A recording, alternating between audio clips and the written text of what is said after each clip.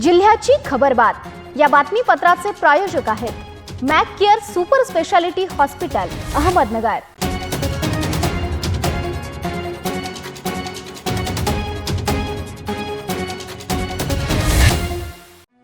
प्रेक्षकांनो नमस्कार, मी निर्जला न्यूज 24 सह्याद्रीमध्ये तुमचं स्वागत। तर पाहूयात अहिल्यानगर जिल्ह्यातील महत्त्वपूर्ण बातम्यांचा आढावा जिल्ह्याची खबरबातमध्ये।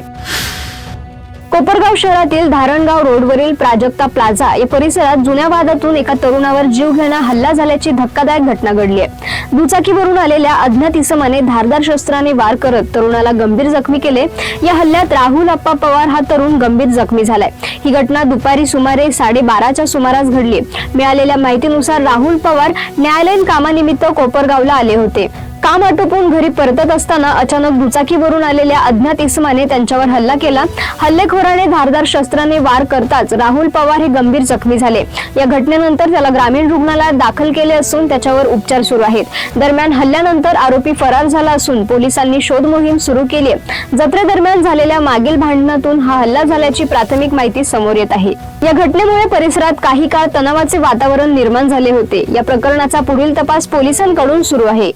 मोरे आम्ही तारीख करून चाललो होतो घरी आणि संभाजी पुतळ्याच्या पुढे आडून आम्हाला हाणमार केली। एकाचं नाव आहे वैभव शिंगाडे आणि एक मंगेश साळवे आणि एक तो शाहीनाथ निक्कम। कशामुळे मारलं काय सांगता नाही येणार। आम्ही तारीख बिरीख केली, निघालो होतो घरी, मग ते कॉन्टॅक्ट करायला लागले पोरांना। मग पुढं आम्हाला अडवलं आणि मग आणलं। किती जण होते मारले? तिघ होते आणि बाकीचे माग होते।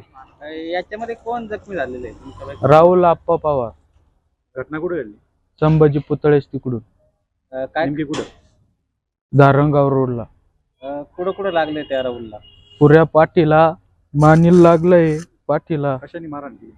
ते यश एवढा चाकू होता त्यांच्याकडे। किती जण होते साधारण ते? हे तिघ होते। पहिले R15 तिघ जण आले आणि स्प्लेंडर वर 2 जण होते, ते निघून गेले पुढं। आणि R15 वाला येऊन डायरेक्ट थांबले आणि आम्हाला हाणमार सुरू केली।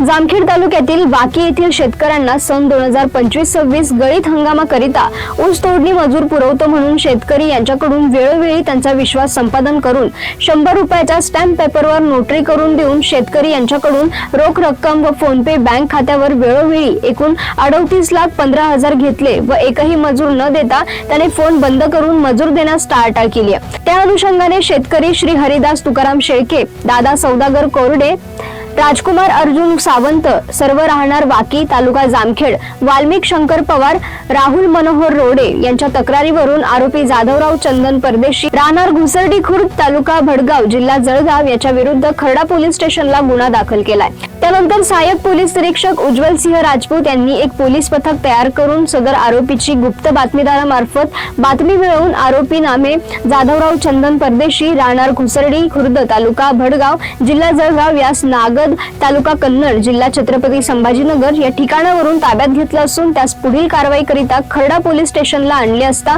सदर आरोपीने अशाच प्रकारे करमाळा जिल्हा सोलापूर व आष्टी जिल्हा बीड येथील शेतकऱ्यांना देखील अशाच प्रकारे फसवले असल्याचे तपासात दिसून येत असल्याने या घटनेचा पुढील तपास सहाय्यक पोलीस निरीक्षक उज्ज्वल सिंह राजपूत हे करत आहेत। राहुरीच्या 32 गावांमधील विकासाची गंगा केवळ पालकमंत्री राधाकृष्ण विखे पाटील यांच्या दूरदर्शीपणामुळे सुरू आहे। या भागातील रस्त्याचे, पाण्याचे आणि मूलभूत प्रश्न केवळ विखेंनी मार्गी लावले असल्याचे स्पष्ट मत भाजपचे मंडल अध्यक्ष डॉक्टर आशिष बेडगर यांनी व्यक्त केले। वांजुळपोई तालुका राहुरी येथील जिल्हा नियोजन निधी मधून मंजूर झालेल्या 50 लाख रुपये खर्च करून तयार करण्यात येणाऱ्या 900 मीटर रस्त्याचे डांबरीकरण व मजबूतीकरण कामाच्या शुभारंभ प्रसंगी ते बोलत होते। मागील झालेल्या नगरपालिका मीटिंग मध्ये पत्रकारांना नगर अध्यक्ष व भारतीय जनता पक्षाच्या नगरसेवकांनी बसू दिले नव्हते। सदरची बाब ही गंभीर असून आज सकाळी राष्ट्रवादी काँग्रेस अजित पवार गटाच्या नगरसेवकांनी पत्रकार परिषद घेऊन कोपरगाव नगरपालिकेच्या आजच्या होणाऱ्या मीटिंग मध्ये पत्रकारांना बसू द्यावे आणि बाहेर स्क्रीन लावण्यात यावी अशी मागणी पक्षप्रतोद करण्यात नगरसेवक मेहबूब सय्यद यांनी पत्रकार परिषदेत केली आहे। या प्रसंगी राष्ट्रवादी काँग्रेस अजित पवार गटाचे नगरसेवक नगरसेविका उपस्थित होते। आजची पत्रकार परिषद घ्यायचं कारण असं, आता 2026च्या नगरपालिकेच्या इलेक्शन मध्ये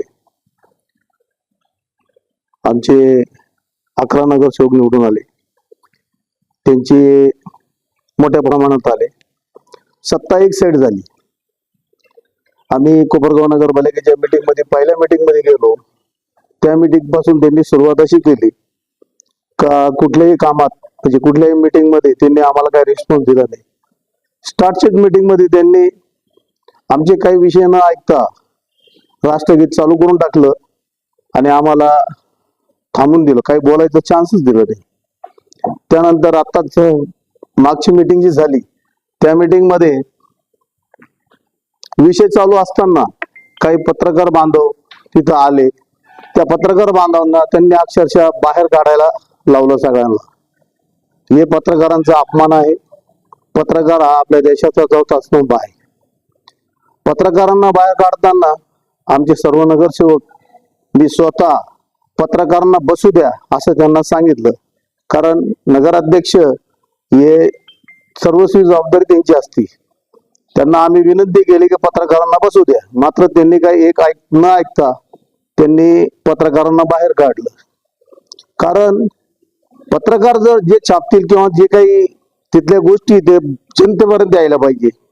त्यांना आम्ही सांगितलं की तुम्ही पत्रकारांना बाहेर काढायचं कारण काय?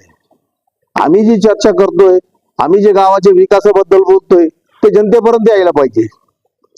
त्यांनी या पत्रकारांना बाहेर काढलं.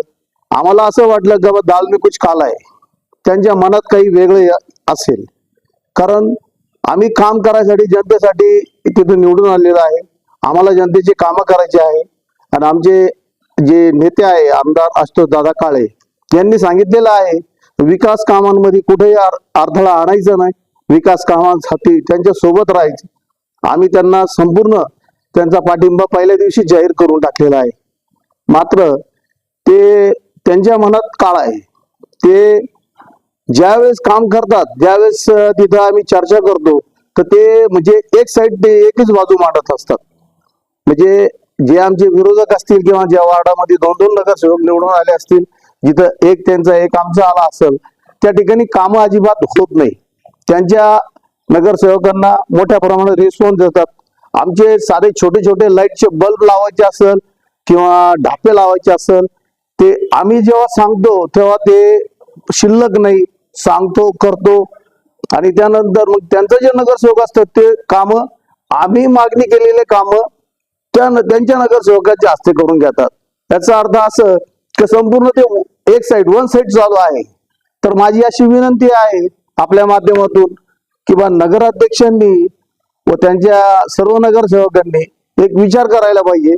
आपण गावाच्या विकासासाठी निवडून आलो आणि गावाचा विकास जर करायचा असेल तर दोघांनी एक सोबत राहायला पाहिजे.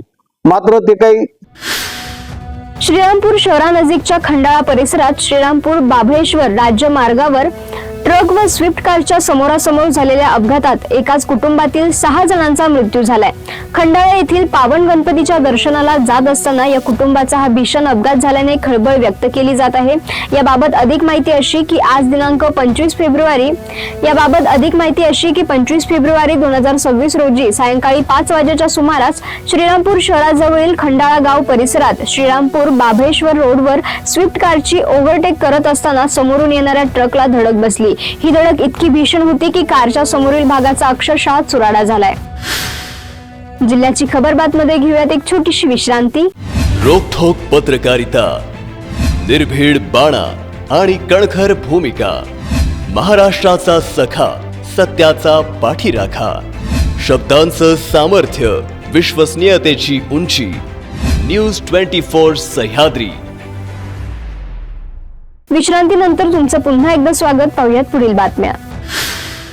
आपल्या न्याय हक्कांच्या पूर्ततेसाठी अकोले तालुक्यातील राजूर येथून निघालेला अखिल भारतीय किसान सभा आणि सीटू प्रणित कामगारांचा लॉंग मार्च बुधवारी रात्री 8 वाजेच्या सुमारास संगमनेर शहरात दाखल झाला. हजारो कष्टकऱ्यांच्या सहभागाने संगमनेरचे प्रांत कार्यालय लाल वादळाने वेढले होते. माजी मंत्री बाळासाहेब थोरात यांच्या संकल्पनेतून नाशिक पुणे हायस्पीड रेल्वे सर्वांना सोयीची व नैसर्गिकरित्या सरळ मार्गे निश्चित झाली होती. मात्र केंद्र सरकारच्या निर्णयामुळे मार्ग बदलण्याबाबत संभ्रम निर्माण झाला आहे. ही हायस्पीड रेल्वे सरळ मार्गे व्हावी याकरिता आमदार सत्यजित तांबे यांनी सातत्याने पाठपुरावा करत अर्थसंकल्पीय अधिवेशनात हा प्रश्न उपस्थित केलाय. कोपरगाव तालुक्यातील विविध कृषी सेवा केंद्रांच्या माध्यमातून शेतकऱ्यांना बोगस खत विक्री होत असल्याचे प्रकार उघडकीस आले आहेत. त्यानंतर कृषी विभागाने कडक भूमिका घेत शेतकऱ्यांची बोगस खत विक्री करून फसवणूक करणाऱ्यांना चांगलाच दणका दिलाय. महिनाभराच्या कालावधीत तब्बल 3 ठिकाणी कारवाई करत संबंधित कृषी सेवा केंद्र चालकांसह संबंधित कंपन्यांच्या व्यवस्थापकीय संचालकांवर गुन्हे दाखल करण्यात आले आहेत. पाथर्डी कृषी उत्पन्न बाजार समिती आवारातील काही व्यापाऱ्यांनी केलेल्या अनधिकृत बांधकामाबाबत तीव्र संताप व्यक्त करत किसान आव्हाड यांनी प्रशासनाला तात्काळ कारवाई करण्याचा इशारा दिलाय. अन्यथा येत्या 4 मार्च पासून बाजार समिती कार्यालयासमोर आमरण उपोषण करण्याचा इशारा यावेळी दिलाय. या संदर्भात त्यांनी बाजार समितीचे सभापती आणि सचिव यांना लेखी निवेदन सादर केले आहे. या प्रकरणाची प्रती अहिल्यानगर जिल्हाधिकारी कार्यालय, जिल्हा उपनिबंधक सहकार कार्यालय आणि पाथर्डी सहाय्यक निबंधक सहकार विभाग यांना पाठवण्यात आले आहेत. जिल्ह्याची खबरबात मध्ये आपण इथेच थांबतोय. मात्र तुम्ही पाहत राहा न्यूज 24 सह्याद्री. जिल्ह्याची खबरबात या बातमीपत्राचे प्रायोजक होते Mac Care super speciality hospital Ahmednagar. शब्दांचं सामर्थ्य, विश्वसनीयतेची उंची. न्यूज 24 सह्याद्री.